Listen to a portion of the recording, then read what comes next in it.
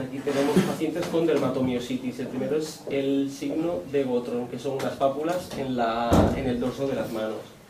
Y el segundo es el eritema en heliotropo, que es un rash de tipo purpúreo en los párpados. La afectación respiratoria que pueden dar sería neumopatía intersticial en un 40% de los casos, debilidad muscular respiratoria, lo que provoca una tos inefectiva y la consecuente infección respiratoria. Insuficiencia respiratoria, secundaria a la debilidad muscular que hemos comentado, y neumomediación espontánea, que sería infrecuente.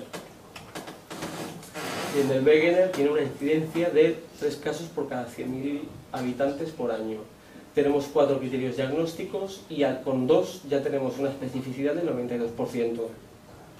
Ya sabéis, inflamación nasal oral en forma de úlceras dolorosas, una placa de tórax compatible con nódulos infiltrados o cavitaciones, microhematuria, cilindruria o una biopsia compatible con inflamación granulomatosa.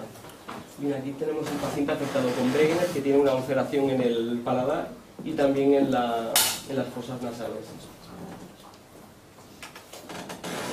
Bien, la afectación respiratoria que puede dar el Wegener, es decir que en un 85% de los casos podemos tener nódulos infiltrados pulmonares no migratorios, a diferencia de Churg-Strauss, y cavitaciones.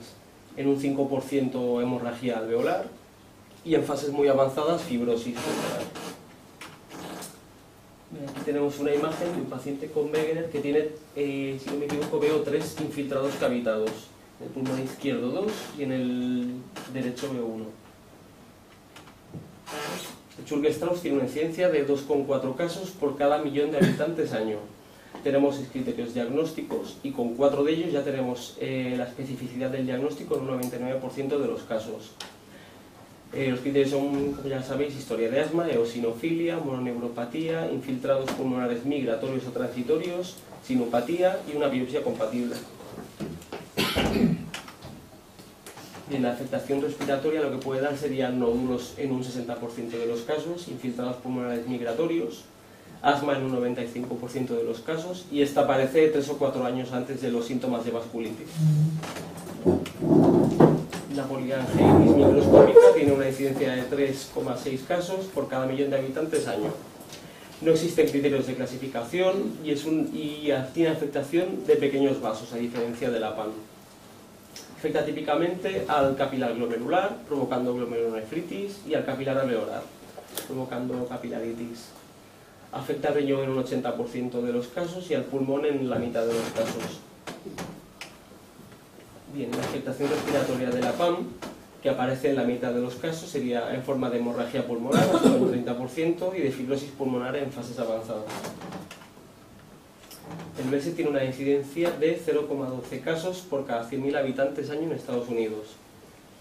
Tenemos estos criterios, que son 5, y al menos necesitamos 3 de ellos. Uno ha de ser obligatoriamente el primero, las úlceras orales recurrentes. También hay úlceras genitales, lesiones oculares, cutáneas, en forma de eritema nodoso, pseudofoliculitis y el fenómeno de hepatergia. El fenómeno de hepatergia es que en el antebrazo pinchan con una aguja estéril, hacen de 3 a 5 pinchazos y aparece una pústula que es estéril.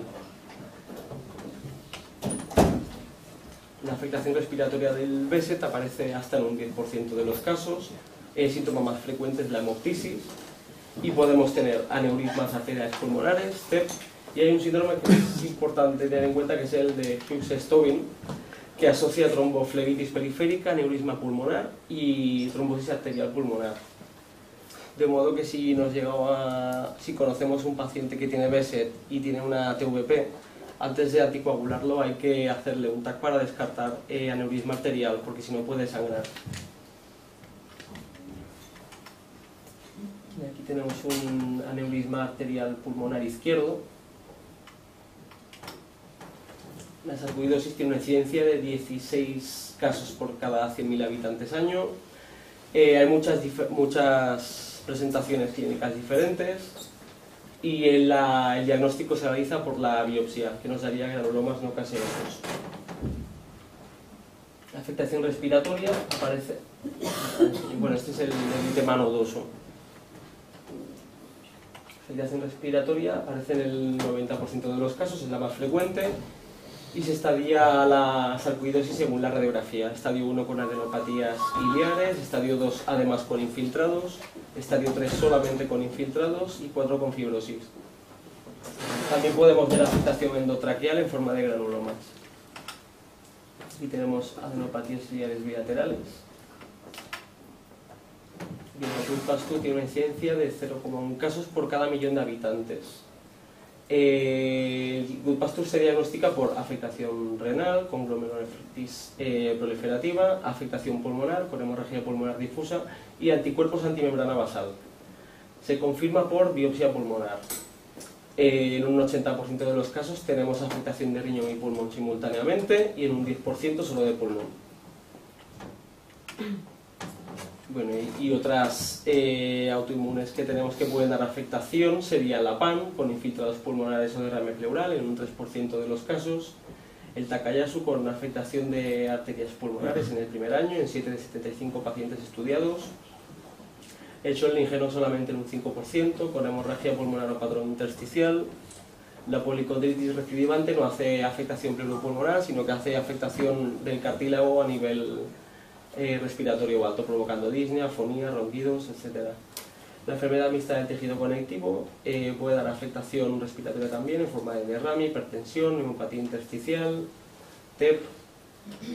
Y la espondilitis anquilosante es muy frecuente, en menos de un 2% de los casos de afectación respiratoria, en forma de compresión de la pared torácica, enfermedad fibrobullosa apical, igual que la artritis reumatoide, y afectación de cartílagos. Y también, como efectos del tratamiento, también podemos tener afectación respiratoria. Los cortis y los inmunosupresores, sabéis que pueden darnos infecciones, la ciclofosfamida nos puede dar neumonía por neumocistis, neumopatía intersticial, el metotrexate neumopatía intersticial, el tacrolimus asma y derrame pleural, y de la azatioprina, la ciclosporina y el glucofenolato, la verdad es que no he encontrado afectación pulmonar. Bien, entonces con todo lo que hemos visto, pues aquí tenemos una tabla de qué anticuerpos tendríamos que pedir en cada patología. En el lupus sobre todo ANA, anti-DNA, anti-ISM, la artritis reumatoide, factor reumatoide y anticitrulina, en el Sjögren anti-ROILA, en la esclerodermia el anti-SC70, que es el antitopoisomerasa, en las hematomiositis las anti-Jo1, en el Wegener, Churg-Strauss y PAM son ANCA positivas, el Wegener suele ser C y Churg-Strauss y PAM suelen ser P-ANCA. El Gut-Pasteur antimembrana basal. Bien, entonces ya para terminar, un par de diapos más. Entonces, ¿cuándo tenemos que sospechar de una enfermedad autoinmune?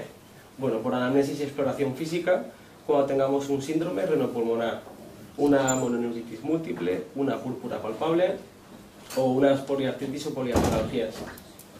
Como pruebas complementarias que nos ayudarían, pues en la analítica eosinofilia, anemia normocítica, insuficiencia renal aguda rápidamente progresiva, en el sedimento urinario, en el LabStick, proteinuria, cilindruria o microhematuria, en la radiografía infiltrados migratorios o fibrosis, en la fibrobroncoscopia, por ejemplo, xantocromia o hemosidrófagos que nos indicarían hemorragia alveolar.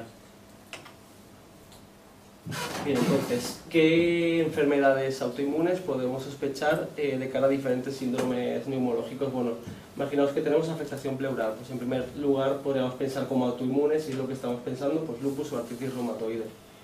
De cara a fibrosis pulmonar nos las pueden dar también estas dos, pero también el Sjögren, la esclerodermia, dermatomiositis, Wegener, PAM y sarcoidosis. Afectación de hemoptisis, hemorragia alveolar difusa, lupus, Wegener, PAM, Gut-Pasteur. ¿Qué enfermedades nos harían nódulos o infiltrados múltiples? Por la artritis reumatoide, el Wegener, el Churg-Strauss y la sarcoidosis. En el caso del TEP, pensar en el lupus y en el Behçet. En bronquiectasis, pensar en artritis reumatoide y esclerodermia. Y de cara a granulomas, pensar en la artritis reumatoide, en concreto en el síndrome de Kaplan, en el Wegener y la sarcoidosis. Nada más.